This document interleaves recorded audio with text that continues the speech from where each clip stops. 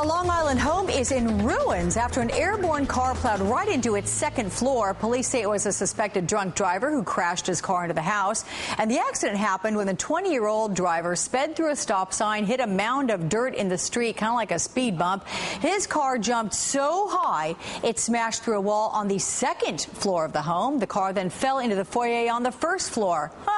Joining us now by phone from East Mauritius, New York, is John Sarley, the owner of that house hit by the flying car. John, good morning to you, or not so good if you look at the front of your house, but where were you when this happened? Good morning, Alex. I was sleeping on a couch on the first floor in the family room about 25, 30 feet away from the front of the house. Are you kidding me? Tell me what that was like. It was incredible. It was like a bomb going off. Getting rustled out of a deep sleep is incredible, and just north of us is an old airport, Lufker Airport, and I thought maybe a plane crashed into the house because they only fly light planes and like ultralights out of that airport. I had no idea that if I would have looked over my right shoulder and up above, there was a Jeep Grand Cherokee perched on the second floor landing. The front of the hood was actually on the roof of the barrel ceiling, 20 feet high. And the tail end of the Grand Wagoneer or Grand Cherokee, whatever it was about maybe 4 or 5 feet off the ground, like at a 45-degree angle on the second level. And this was how far away from you? This was about 25, 35 feet away. Like if they would have hit it at a different angle, or if he didn't go airborne, there's actually, when we had the house built, we had a custom arches built into the house. And the builder said, well, we can make it a 10-foot wide opening if you like. So that's what we did. We have a 10-foot wide opening between the living room and the family room. And luckily, he didn't come through that big opening because there would have been nothing there to stop him but me and the couch and the back wall of the house.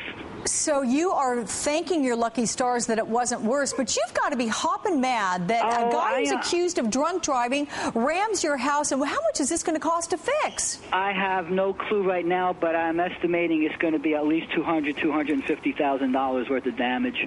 We're discovering things now in the light of day, now that we're being able to walk around a little bit, that doors are not opening, cracks are in ceilings, a whole wall that he hit in the grand foyer was pushed back about a half an inch or 3/4 of an inch. And there's holes and sheetrocks, and it looks like somebody almost came into the house and vandalized it with ball-peen hammers.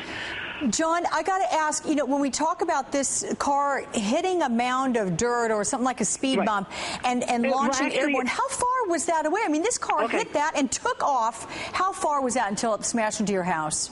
Okay, what it is I put 6 yards of topsoil on the corner of our property, and I planted maybe 10 white pines along with rhododendrons and other evergreens and things in that corner. Because the way the house is constructed, East Mauritius Boulevard comes into our property almost like a T. If you turn right, because our brilliant forefathers in the town of Brookhaven changed the geometry of the road about 11 years ago, right before we bought the house. So when you're coming down East Mauritius Boulevard, there's already been 3 or 4 accidents here before this one. Now, Friday morning, I'm telling you the truth, Alex. Friday morning, I called the town of Brookhaven again from a follow-up call that I made in June. Right. Because in September of 2008, about 10:30 at night, a young 19-year-old kid who had a fight with his girlfriend didn't realize that East Mauritius Boulevard was ending, and he crashed into that berm, but he hit a maple tree that's in there that I left there.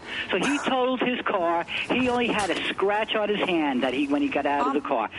So at that point, I called the town again and said, listen, I want something over here to prevent this. And you did your best you could, John, to get that thing set up for yourself, and I guess it may have saved... well, no, they didn't do it yet. I'm sure they're listening now. What do you think? I bet they're listening to you now, John Sarley. Listen, we're glad you're alive and telling this story to us, and good luck with the headache. Wow. Okay.